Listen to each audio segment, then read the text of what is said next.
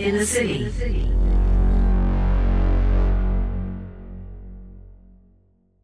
What happened to the future? What we were talking about was that due to the nature of our contemporary culture, we no longer have a shared sense of how history works. History, like so many other big societal stories, and I mentioned law and education and morality, have all become fragmented, distant and individualised, as we all drift further and further away from traditional means of communication and connection. Apathy and cynicism tend to take hold in those situations. One of the first symptoms of this phenomenon is our relinquishment of a common view of time and cultural progress.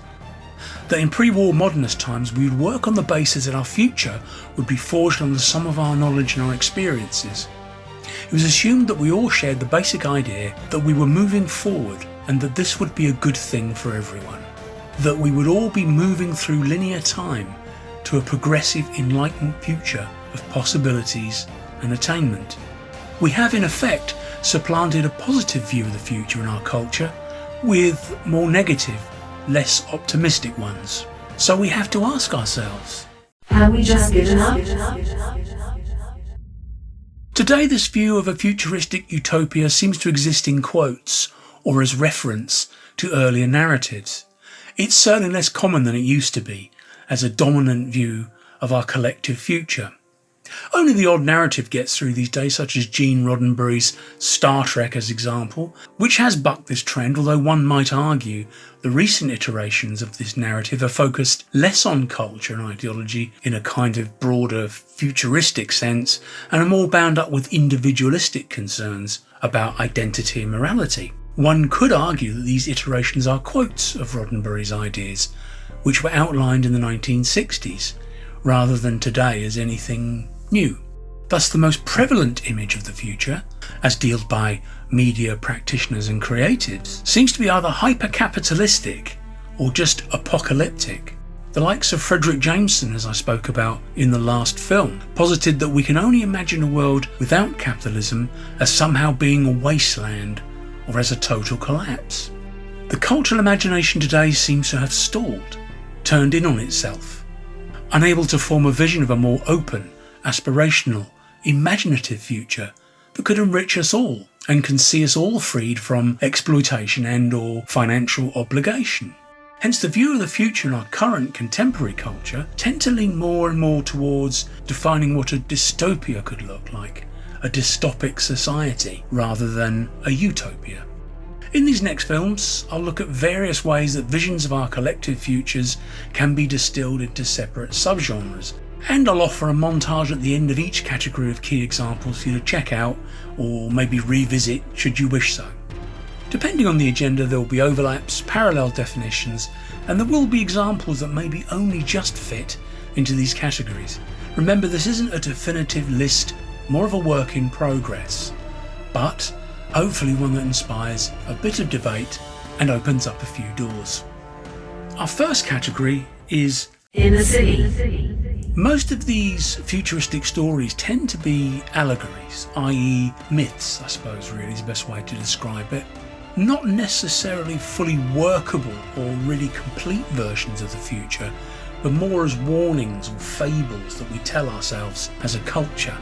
It's a cliche, but it is true that most of the visions of the future that we see are in fact talking about tendencies within our own world now in the present.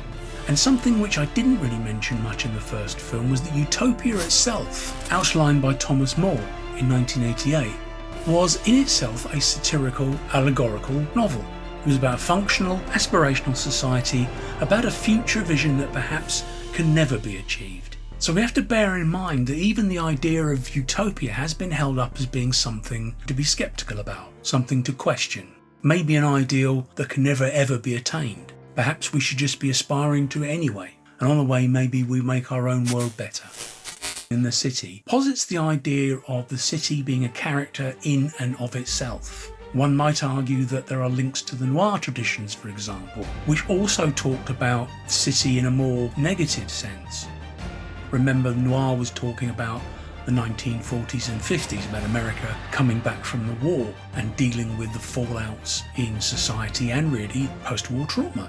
The city in noir movies often talked about being ambiguous places, usually detailing a loss of connection and a traditional community. The city in science fiction can be totalitarian. It can be overwhelming. It's cast by many as a prison and a model of industrial order, a prison that we've created ourselves, our own self-created nightmare. The city is social control, and we have allowed this to happen and sit back, perhaps in response to various climate issues or environmental issues, such as, say, Blade Runner. But the argument behind this category is that the city exists as a character that we have allowed to dominate us, and the prevailing narratives tend to be about dehumanization, isolation, and a weird kind of apathy, like there's no other possible future for us, that the future is just going to be the same, there's going to be more of it, and it's going to be more cluttered than ever, and there's nothing we can do about it. Certainly I think of things like Blade Runner, which is maybe one of the texts, if you like, of this particular model. Ridley Scott's 1982 film, which of course scored a really great sequel, directed by Denis Villeneuve, really talks about the city as being runaway capitalism, that we've built this kind of capitalistic system which overwhelms us. It's a city submerged in a kind of semiotic hell of advertising and opportunities. So when we look at In the City, we think about the city as being, in many ways, as an important character as any of the protagonists. Have a look at this montage. See if there's any things that you've not seen that you maybe want to check out. Please like and subscribe. If you want to comment below, please do so, but keep it polite. If you want to add your thoughts, maybe add some examples that aren't included. As I said, this isn't a definitive film. This is, I suppose, a way into an area of study. But thanks for listening. Thanks for your time. Visions of the future in the city.